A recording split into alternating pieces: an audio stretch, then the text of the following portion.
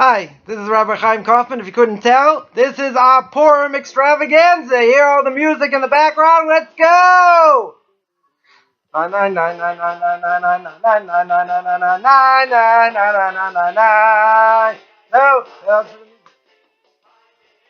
let's hit another song here.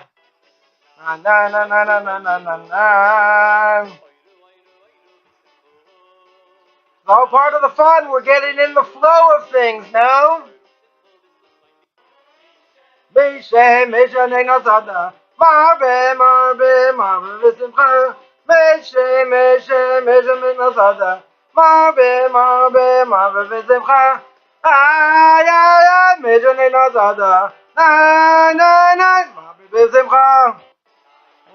Now this is my favorite.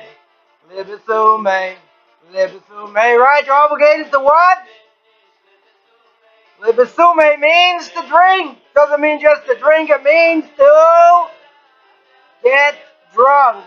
So that may be part of the topic of what we're going to speak about tonight. This is all about Purim, right? So there's an obligation, Chayiv inish libsume. Libsune, some may say, the root of the word is boisem, bet samich mem. You know what the word boisem means? It's like a fragrance, right? Something nice smelling, but no, Rashi over there says, you know what it means? It means to get drunk. So do you ever see anywhere in the Torah for any holiday whatsoever that there's an obligation to get rip-roaring drunk, as the commentaries say? You can't get as rip-roaring drunk as what happened to Lot. We all know what happened to Lot. God bless his soul, right? And from Lot, guess what? We have Moab, right? Who is Moab? Moab is Me'ab, from my father. Obviously not so modest, is it? So therefore, who comes out of Moab is Ruth. Right? Ruth is a descendant of Moab. And through Ruth comes out who? Comes out King David 5 generations later. What an unbelievable thing that the Messiah, the Jewish Messiah, and kingship comes out from a relationship between Lot and his daughters. Right? So before we even go any further, let's hit the music!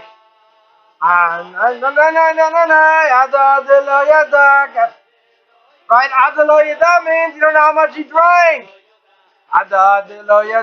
Right? Doesn't mean that. It means you don't know the difference between Arur, Haman, and Baruch Mordechai. So here, what do we have? So we have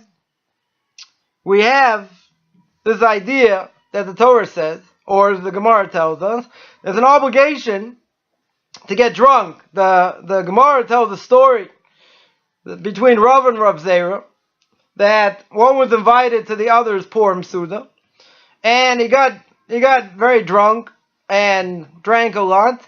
That's what it means to get drunk, right? Because he drank a lot. And he got up and shechted his friend, right? Means he killed him. So the Gemara says he brought him back to life. And then, the next year, he invited him again for the meal.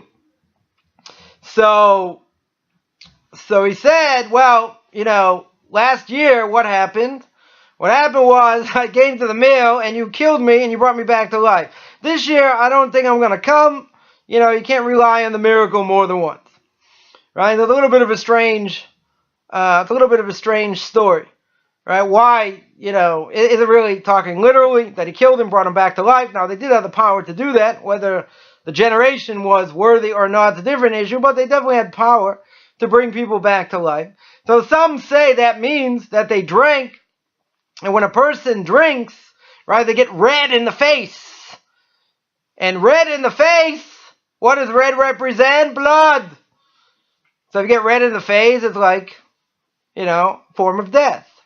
So therefore, according to some commentaries, doesn't mean he literally did it, but at the end of the day, he turned red, his face turned red from how much he drank, and, right, that is, red, blood, etc. That's what it is compared to. But, back to our original idea. We don't see anywhere, at any time, that there's an obligation to drink. Right, at least to get plastered anyway. The reason is because we see by all holidays, including Shabbos, that you make Kiddush. And when you make Kiddush, you can make it over wine. You should make it over wine. If you can't stand the taste of wine, you can make over grape juice. That's not a problem. But at the same time, we're using wine to sanctify the day. So if you're using wine to sanctify the day, by Shabbos or by a festival, it doesn't mean that you should drink so much and get plastered. Right? You're allowed to drink if you fulfill your obligation. Right? Even if you just drink a cheekful, that's the minimal amount, 3 or 4 ounces. Right? But even if that's true, it's irrelevant. Because you're not drinking to get toasted. You're drinking to sanctify the day. So if you're telling me by the holidays, by Shabbos, there's the mitzvah to make Kiddush and you drink wine, but no one says you get plastered. Why is Purim different? So we know, well, if you don't know, there's an obligation to drink, right? As we just said, play the music. No. See, anyone who comes to my Suda, come to my Purim fiasco, or whatever you want to call it, you'll hear this music all day long. So whether you like it, whether you don't like it, you learn to love it because you have no choice. Say, wow, Rabbi, that wig, that hat, I feel really sorry for your kids. Yes, you should. And thank God that they're being raised by my wife and not by me, because if it was by me, they'd look a heck of a lot worse, wouldn't they? Anyway, be that as it may, back to a little bit of seriousness here. There's an idea that drinking, remember the story that Esther sacrifices her life and invites Haman. Boo, Haman! Right? Haman is invited to a meal at a festival, really, banquet, as you want to call it, with the king. Right? She invites him once, and she goes to the king, and she says, come now, and then she invites him a second time. So Haman, Mr. Amalek incarnate himself, right? Or as he's known, my name is Haman. What kind of name is Haman? What, his mother couldn't think of a better name? Haman! Right? So Haman comes as he's known. We won't even call him by his real name. Haman, right? Call him the man. Anyway, so Haman comes to this banquet. Haman's all excited because Amalek knows there's no bounds by ego, by honor. And he's like, wow, this is going to be a great party. Just me, the queen, and the king. What better way to get honor? But as we know from the story is already unraveled. And Haman is basically dead as a doornail now because of everything that's transpired up until this point. And now we're just waiting for the final act in order for him to be killed. So the downfall of Haman really comes through the festival, right? Comes through this banquet. So therefore, in order to fix up his downfall, so we have our own banquet, right? We have our own festive meal. A lot of craziness goes on with it as well. But nonetheless, we fix it up that way. But there was a question. Anyone have a question? Oh! Yes, Mr. Orshak! Mr. Carter! I have an answer. Oh! So what's the answer, Mr. Orshak? The answer is, or really the question should be, that they should have fasted. The holiday should look like Yom Kippur. The reason it should look like Yom Kippur, they fasted for 3 days. And they were absolutely 100% saved. And it was only through the prayers, only through learning, right, that they're able to be saved. As Haman says to Mordechai, with all my money, right, 750 talents of silver, right, which is probably equivalent today, do the inflation, add it, carry the one, I don't have a calculator, I use my abacus, multiplied by infinity, it comes out almost to like $1 billion. That's what he's willing to do to kill the Jewish people. And Mr. Achashverosh himself, it's also a name. What a great name. See, people sometimes haven't grown up with Judaism or have difficulty learning Hebrew, know offense to anyone who has difficulty learning Hebrew. I spoke to someone recently. I said, how do you pronounce your name? So I said, my name is Chaim. So I said, you don't have to spit up anything. It's like, German CH. Get it? Anyway, name is Chaim. Don't call me late. Don't call me Johnson. Don't call me late for dinner. Anyway, so many important things in a name, but we're not going to go there. So Achashverosh is just as wicked as Mr. Haman, and call him Mr., right? Junior, Haman Jr. Anyway, so he's just as evil, and he says, oh, we want to destroy these people. That's great. You want to destroy them? Forget the money. I'll do it for free. Right? He didn't care. He didn't need the money, but you know what they say, you have 100, you want 200, 200, you want 400, and someone's got just as big as ego, as Mr. Achashverosh. Mr. Could have been a contender. Anyway, Mr. Achashverosh, like that Boston accent. Mr. Could have used my credit card. Anyway, so Mr. Achashverosh had the opportunity to destroy the Jewish people for free.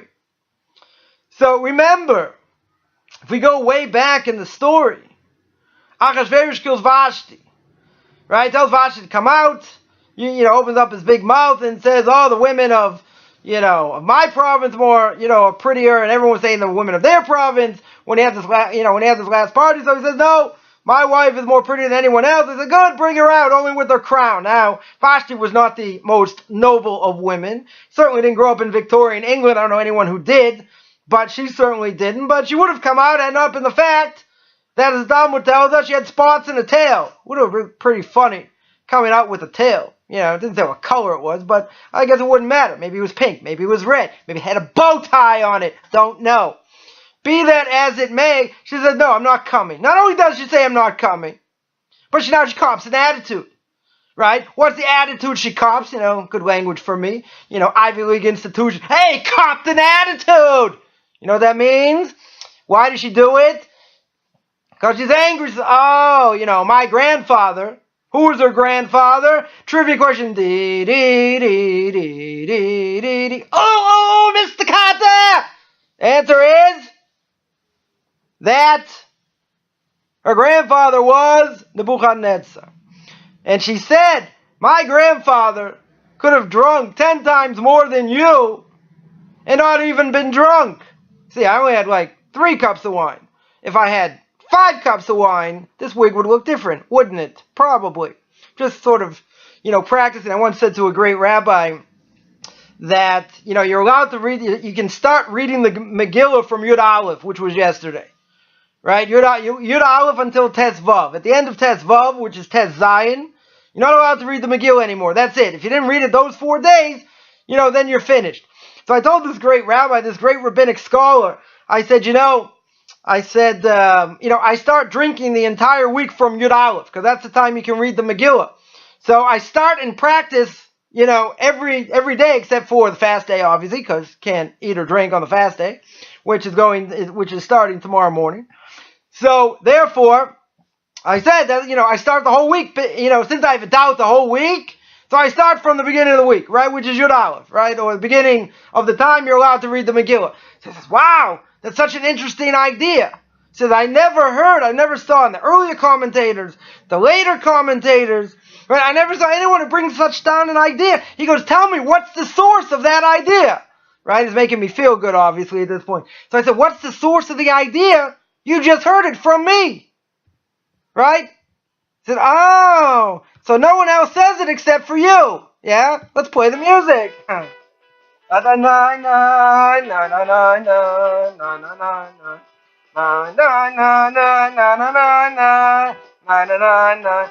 So even great rabbinic authorities somehow tolerate me. I'm not sure exactly why, but I got a good laugh anyway. If I had a camera, would have taken a selfie, Instagram, would have put it up all over the place to see how famous I really could be. I mean, you gotta say, how famous could you be? You're wearing a red wig with an Uncle Sam hat. You're just missing the bow tie because I couldn't find it. Right? That may be true. And you may actually have a claim. But we're not going down there. So anyway, back to the story. So Mr. Haman and Mr. Achashverosh come to this banquet. Now, Esther invites him, and Esther could have been put to death. And she says, if I die, I die. And we read that in the tune of Eicha, in the tune of Lamentations, because she's willing to give up her life for the sake of saving the Jewish people. So what happens? She invites the Haman's all excited, tremendously excited for what's going on. And only the greatest honor is going to come to him. And at the end of the day, what happens? He ends up getting killed. Right? Because he comes to the meal, and Esther says, this evil, wicked person, I remember, she's been fasting for 3 days. Right? She's totally delirious at this point, even though, she had a greenish complexion. Right? Nonetheless, even if she did have a greenish complexion, and how she looked, she still found favor in the eyes of the king. And the king says, who of all people would want to do this to your people now? Let's go back. Again, I never answer the question. I just keep going back, trying to explain background to get to the answer to the question. But you see, that's not really fair, because I'm not going to answer the question. I'm just going to tell you another story. So imagine if I would have had more to drink, then it would be even worse. So once I spoke in America, I spoke somewhere, and I asked the question, and then I sort of got sidetracked. I was bringing down other things, and then I finished after, 10 minutes, 15 minutes, and I realized when I had finished, at the very beginning, I didn't answer the question. So I'm not going to bore you. We're going to get to the answer, right? But I'll give very simple advice for anyone who wants to do any public speaking whatsoever.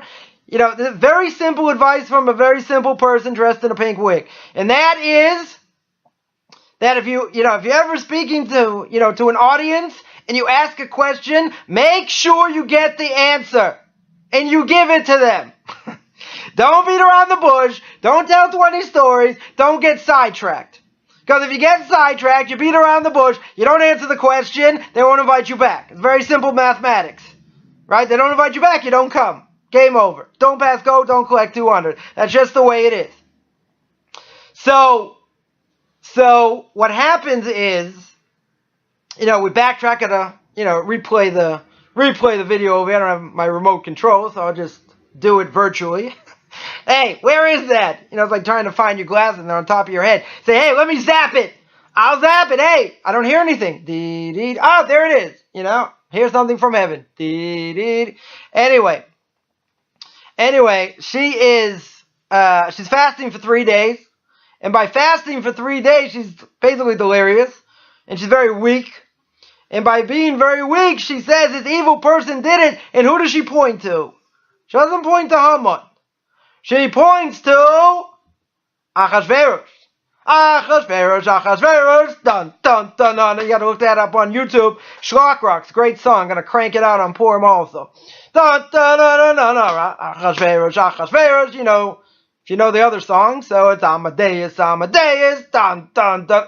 So I just gave it away. Sorry. Spoiler alert! It was Amadeus! Anyway. Be that as it may, she points to Achashverosh. So what happens? She can't say, this evil person, you! You, the king! It's like, oh, sorry, I didn't mean the king. And an angel, boom! Smacks her. Right? Smacks her hand. And her hand points to none other than, drum roll please, yes, Mr. Haman. So what does Haman do? He's begging for his life. Achashverosh says, I can't do this. I can't deal with this. I gotta change my hat. Gotta change my curls over here. My side curls. My payas, as they're called. Nonetheless, he goes outside for a break. And so what does he do? He's seeing his $1 billion garden being hatcheted. I don't even know if that's a word. It's being destroyed by angels dressed up as workmen. And Achashverosh says, Achashverosh, dun, dun. He says, who told you to do this? First time ever in the history you're hearing this live, or not live because it's live for me, but it's not live for you because you can't see it, and I'm talking to no one. Anyway, it's the first time ever, as we say in Boston, wicked. It's so awesome. Now I'll be like New Yorker. Had my coffee, and I didn't like it because my dog hit the ball. Nonetheless, the angels lie. First time in history, you heard it here. an angel tells a lie. What's the lie? The lie is they say, Haman made us do it. So Haman makes them do it. Achashverosh is getting even angrier. But he still doesn't want to kill him. So he comes back in, and what happens? Mr. Haman himself, play the evil music. So what happens? He's pinned on Esther's bed. But who's he pinned by? He's pinned down by angels. So God opens his eyes, he sees these angels. They, stick their angelic hands in his back, and he can't move. And he's pinned like this. And he can't move right on top of her. Now, does that resemble anybody? Anybody you can think of that sort of hanging like this? Alright, I'm not even going to answer that because I'm not going to mention his name on Purim. Maybe we could, right? It's pagan, it's idolatry, can make fun of it. Short little fat guy hanging up like this. Oh, I just gave it away, sorry. There might be a C and a J in his name. Big hint, spoiler alert. Anyway, so Amalek does not believe in the supernatural. Right? He's Amalek. Right? Go back to Parsha Zachor. Last week. Right? The video I made last week. So Amalek does not believe in anything supernatural. Everything happens by nature. Everything is chance happening. Right? So if he doesn't believe in the supernatural, he not in his right mind is going to say, look, Achash, my buddy. Come Achi. Achi, my brother. I don't think it would have called the king Achi, but sounds nice. Nonetheless, he says, what do you want from me? I'm being pinned down by an angel. Now, he can't say that, and he doesn't say that. Because if he would have said it, Achashverosh is going to say, you're Amalek. You don't believe in the supernatural, you dumb twit. And still, at this point, he says, you're going to take my queen in front of my face? And he can't move. He's like, but I got these little angels right here. They're right here. Can't say that. Killed by his own motto. But he still doesn't die. Achashverosh still doesn't want to kill him until comes Harvona. Who is Harvona? Harvona is known as Elijah the prophet. Right?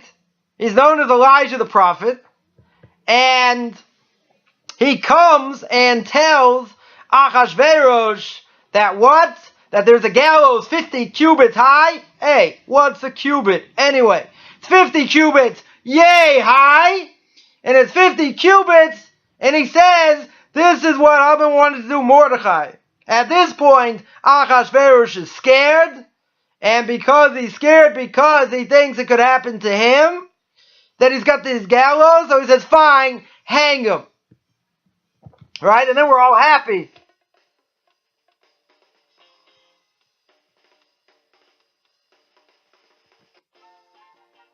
See, we're happy. We got the music back. You think, I forgot about the music? No, I didn't forget about the music. So this is what we sing at the end of Purim after the Megillah.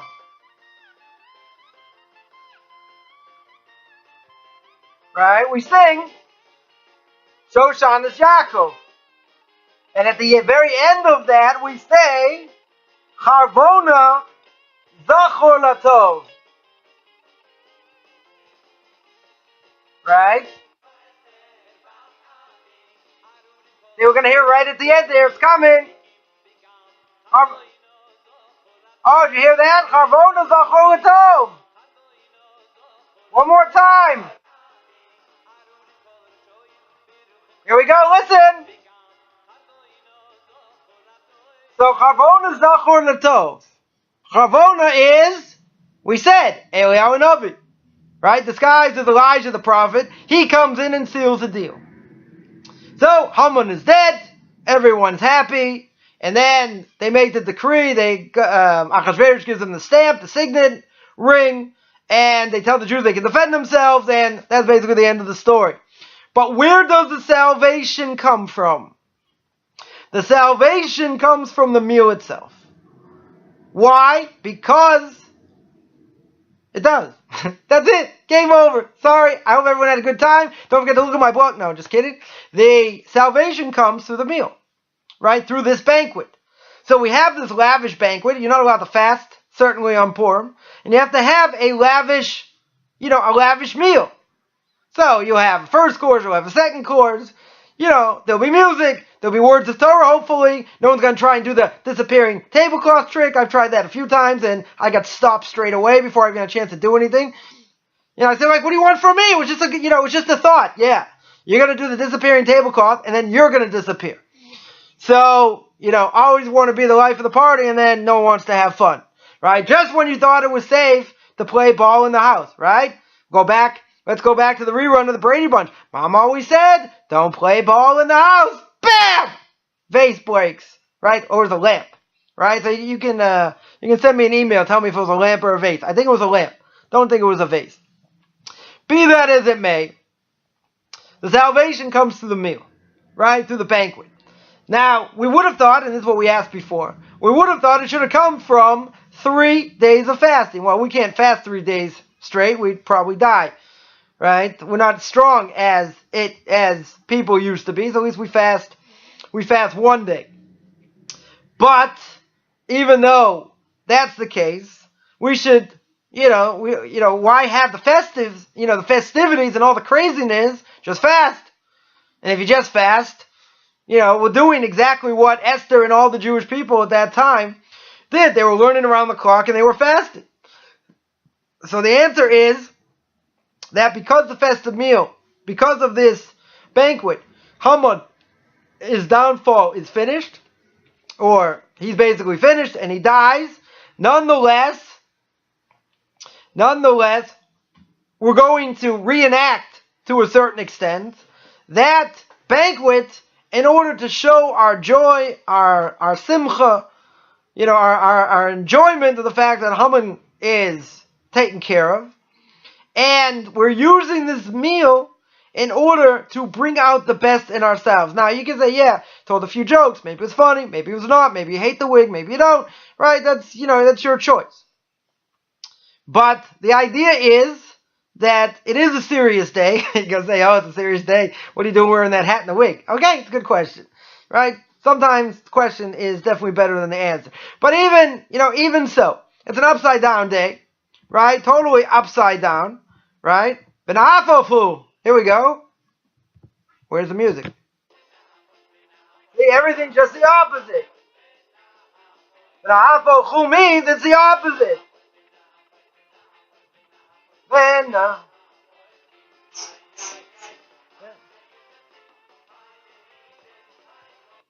Alright, be that as it may, we shall be fasting. So that's why it's brought down that Purim is Kiyom Kippurim. Or Yom Kippurim, Yom Kippur means the Day of Atonement, but you say that it's like Purim, Yom Kippurim. Yom Day Ki, like Purim. So asking $1 million question, and you probably already know the answer, but it doesn't matter because I'm the one giving the video and not you. So the answer is, the question is, why is Purim like Yom Kippur? Aren't they total opposite days? Yes. Isn't it true that on Yom Kippur you fast, you don't eat for 26 hours? And on Purim you go crazy and do all kinds of crazy things, listen to music, doing the disappearing tablecloth trick, maybe I'll make myself disappear. A lot of people probably be happy. Be that as it may, they're two opposite days. Answer is, that's not really true.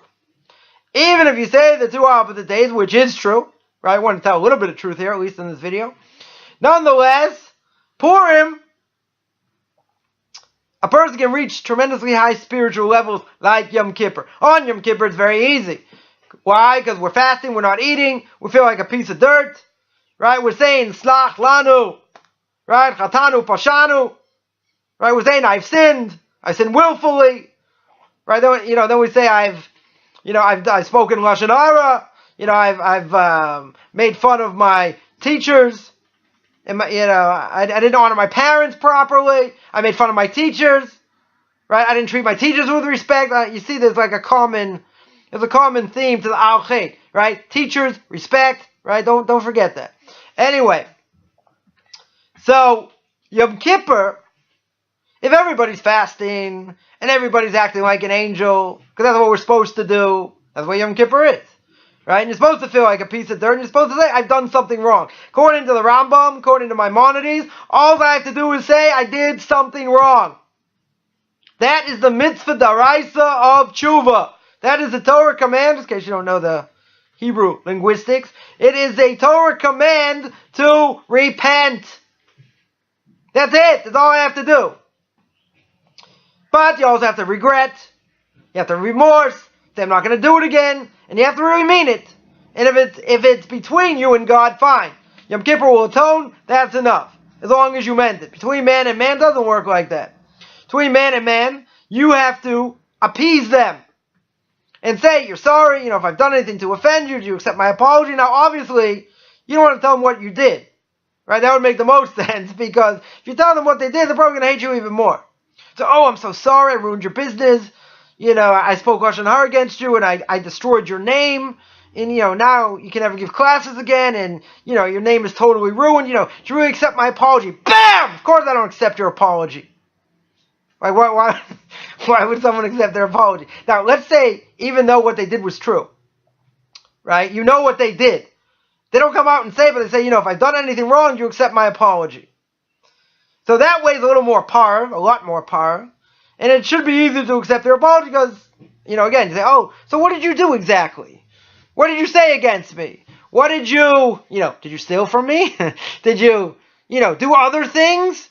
Let's make a list. Tell me all the things you did and then I'll tell you if I want to accept your apology. Obviously, it's not going to go. And then you want to tell me, if someone said if I did anything wrong, but this long laundry list of things they've done, you want to accept their apology? You want to say, go to hell, forget it, I'm not doing it.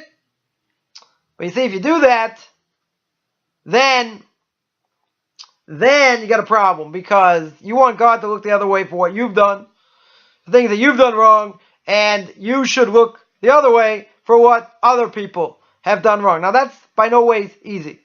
Doesn't mean you have to be best friends with them. But if you accept their apology, it means you really accept it.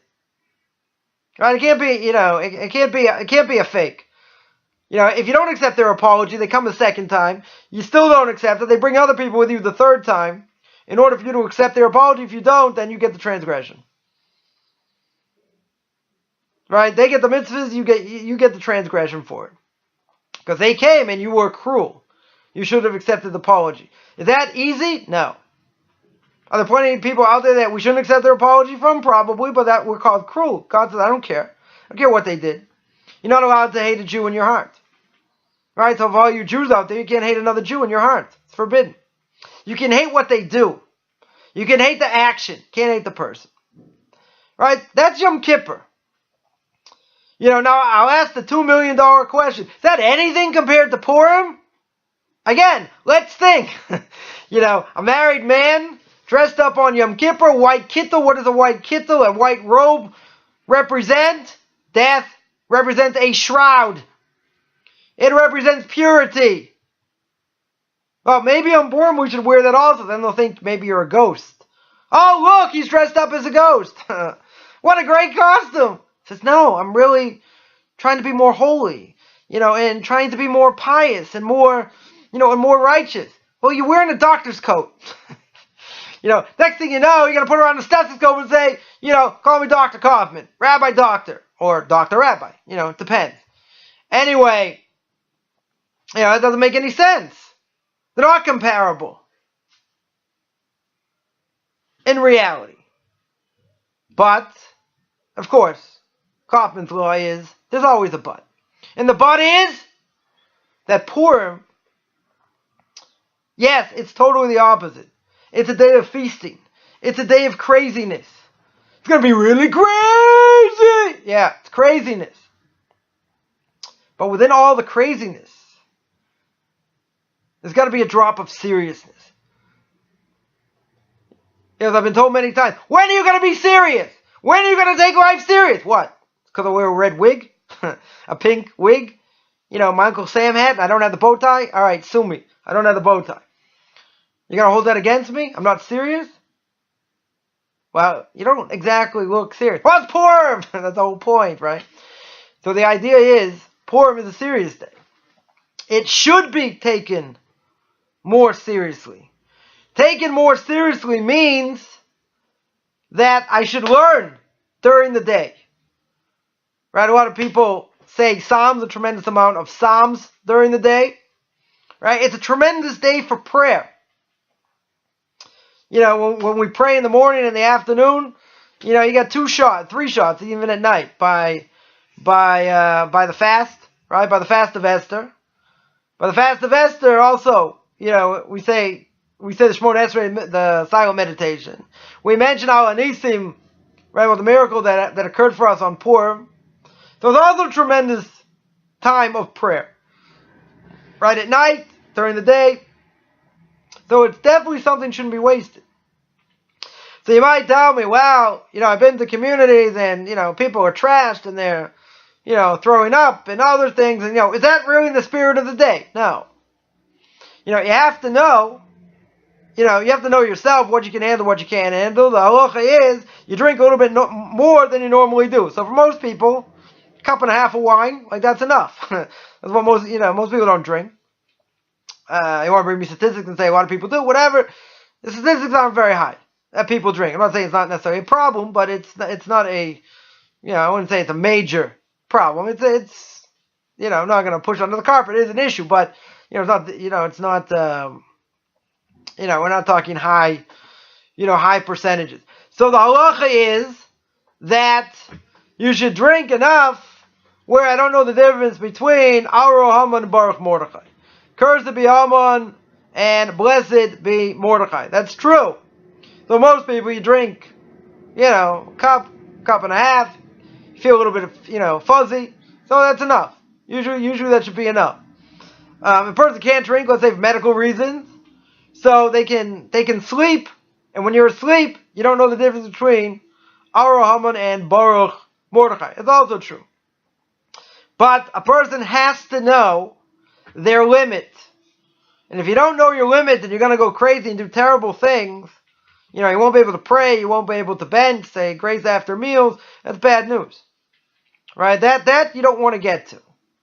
You have to know what your limit is. So I was by my Rabbi a few years ago, and he only drinks wine on Passover and on Purim. The wine doesn't really agree with him so much. He drinks grape juice during on Shabbos usually for Kiddush. So he was drinking. He had some wine, and then he started mixing. With liquor.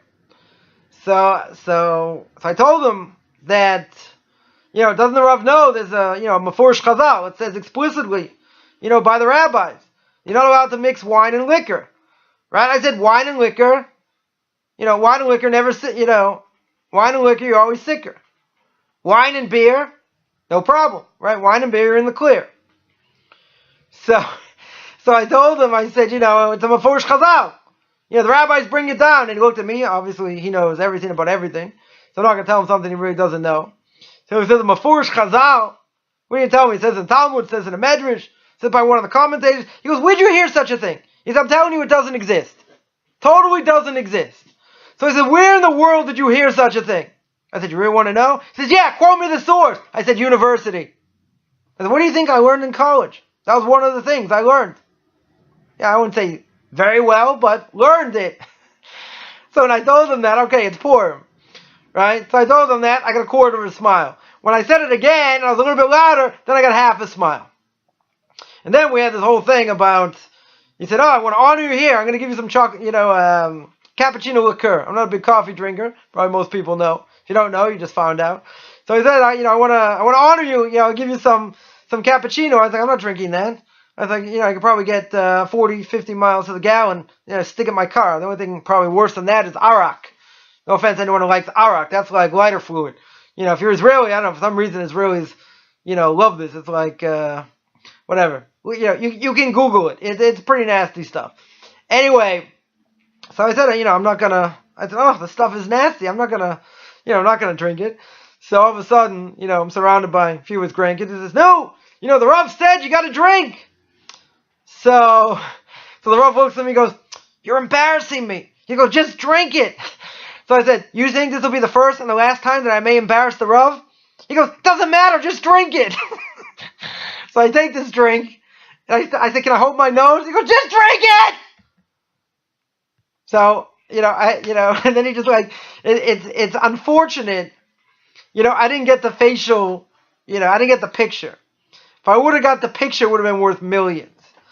Right? So that was, whatever, one of my many memorable experiences at the Purim festivities by my Rabbi's house. Anyway, so Purim is a tremendous day of prayer. That's the same or similar to Yom Kippur.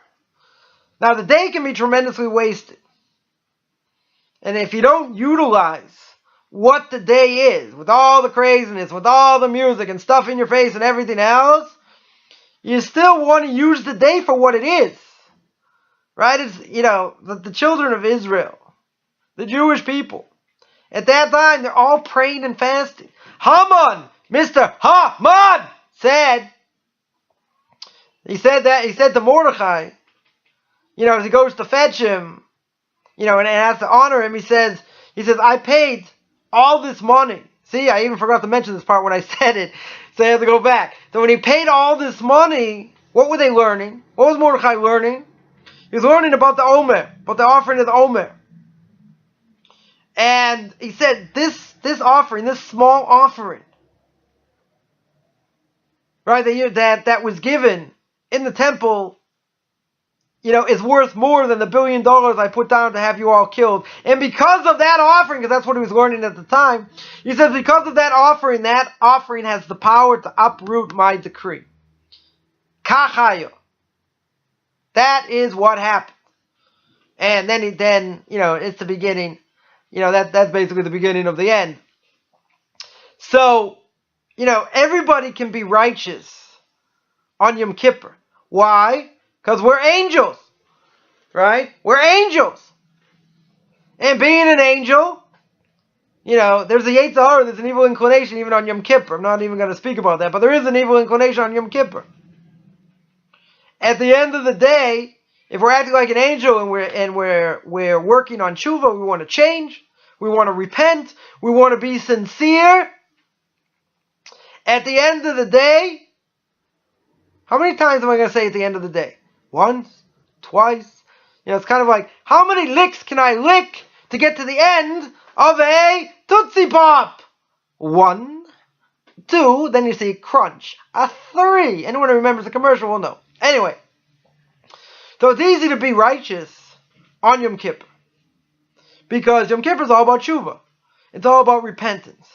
Now tell me how easy it is to be righteous on an absolute different day, opposite day of what Yom Kippur is, right? V'na'afochel, that's what we said. Oh, I just said the magic word, and the music comes.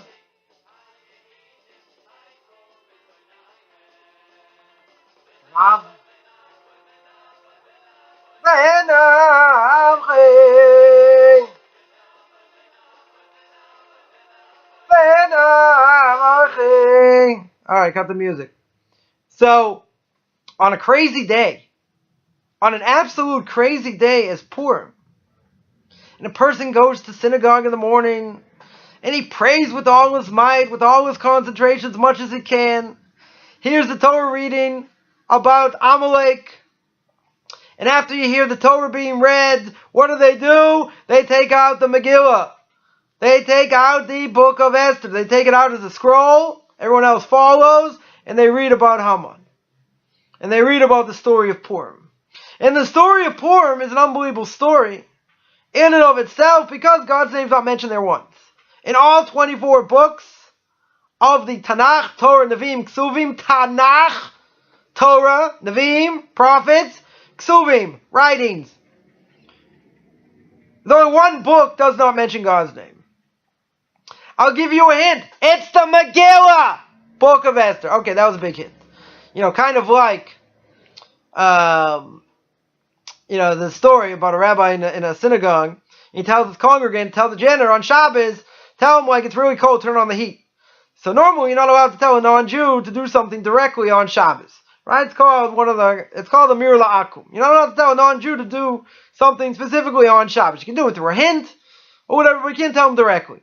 So he says, so one of the congregants comes back and says, listen, we tried to do this and hint and whatever. We couldn't get him to do it. So the rabbi says, fine, I'll deal with it.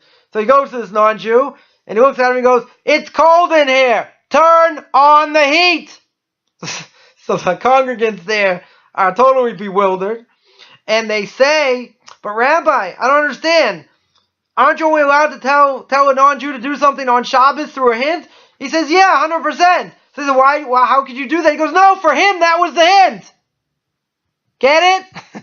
That was the hint.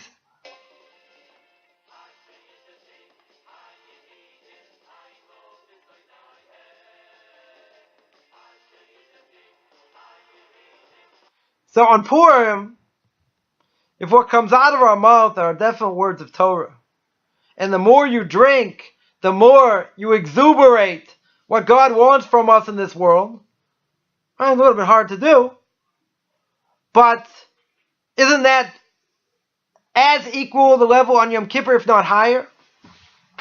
Because if you're a Christian, you'll say everything in this world is bad, and it's evil. Bad, evil, evil, bad. So we don't say that. We say God created the world. We have an opportunity to sanctify it. Sanctification comes through great work and hard work. So therefore, if you take something the physical, I take a banana. I don't have a banana here, but you take a banana and you make the right blessing. You bring blessing to the world of banana trees or fruit trees or things that grow from the ground.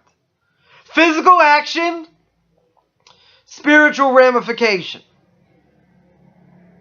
It's a deep idea. So on Purim, that's like the highest level.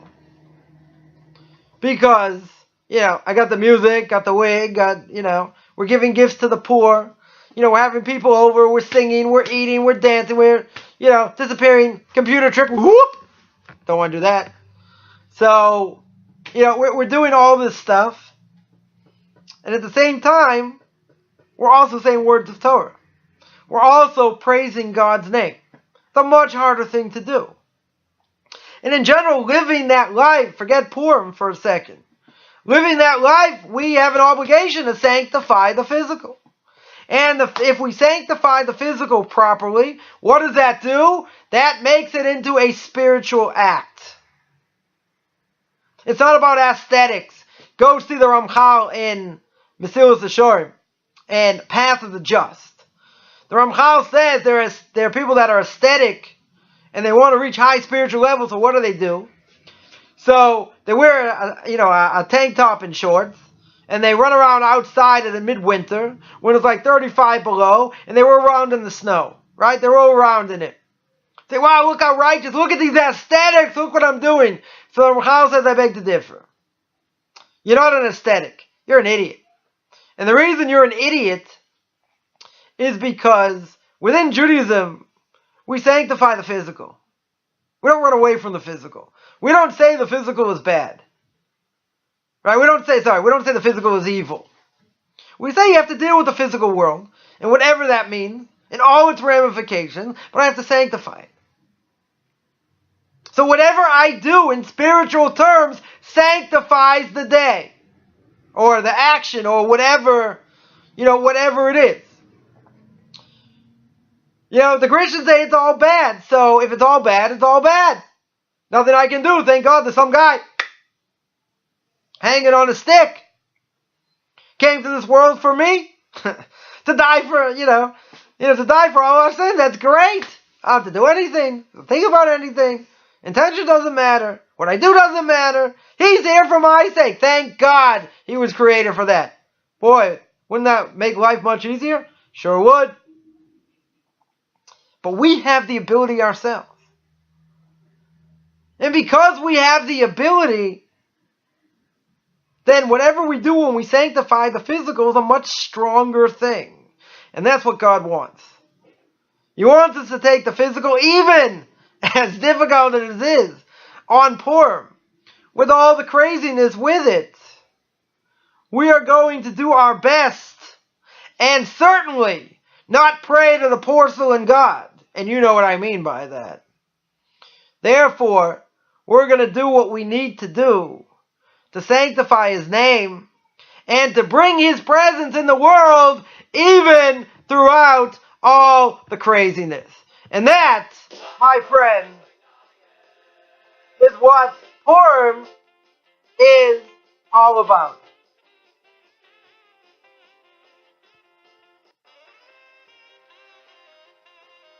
So you get caught up in the music, you get caught up in the day.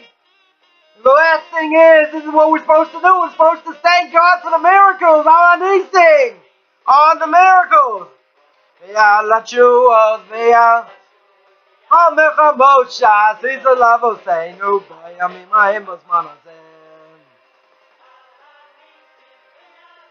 You know, this is my favorite song on this disc.